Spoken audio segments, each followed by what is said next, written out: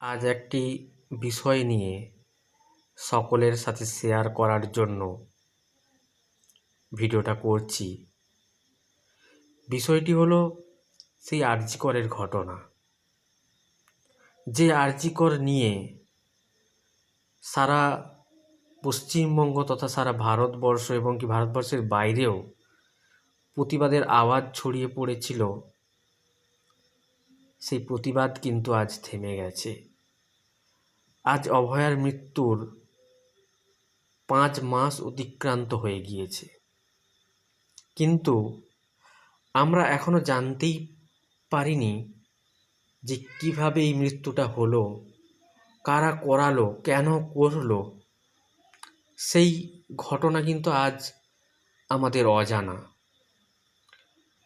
আমরা সত্যিই অবাক হই যে আমরা যে গণতান্ত্রিক সাংবিধানিক একটা রাজ্যে তথা দেশে আমরা বসবাস করি, সেই রাজ্যে এরকম একটা ঘটনা ঘটল, কিন্তু আমরা কিভাবে হলো, কেন হলো, কারা করালো, সেই প্রশ্নের উত্তর আমাদের অজানা।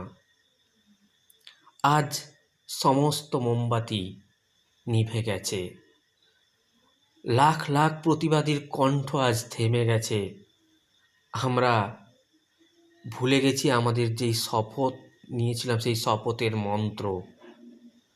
আজ কিন্তু সবাই যে যার নিজের নিজের কাজের ব্যস্ত হওয়ার তাগিদে এই প্রতিবাদী কণ্ঠ থেকে আমরা নিজেদেরকে সরিয়ে নিয়েছি নিজেদের জীবন যন্ত্রণার তাগিদে। কিন্তু তবুও মনের মধ্যে কোথাও একটা প্রশ্ন আজ উঁকি দেয় যে অভয়ার মৃত্যু কিভাবে হলো, কেন হলো। যখন মাথার মধ্যে ঘুরপাক খায় তখন খুব অবাক হই, ভাবি যে আইন সকলের জন্য সমান, কোথায় তাহলে সেই আইন? তখন মনের মধ্যে প্রশ্ন জাগে যে আইন সকলের জন্য সমান হলেও মনে হয় সকলের জন্য সমানভাবে প্রয়োগ করা হয় না। এই প্রশ্ন কিন্তু মনের মধ্যে জাগে। এভাবে আরও কত অভয়া আমাদের মধ্য থেকে হারিয়ে যেতে হবে বা যাচ্ছে, তা আমরা জানি না। আমি জানি না যে এই কাণ্ডের দোষী, সে হয়তো আমাদের মধ্যেই ঘুরে বেড়াচ্ছে, কিন্তু আমরা তাকে বুঝতে পারছি না। এই কোন সত্যকে আড়াল করার চেষ্টা চলছে, কে আড়াল করছে, আজ কিন্তু আমাদের অজানা। জানি না এর সত্যিকারের যে দোষী, সে আগামী দিনে শাস্তি পাবে কিনা, অভয়ার আত্মার শান্তি হবে কিনা আমরা জানি না। তো আমাদের আশা থাকবে, আমাদের আকাঙ্ক্ষা থাকবে, যাই হোক অভয়ার আত্মার শান্তি পাক, অভয়ার হত্যার যারা দোষী তারা শাস্তি পাক।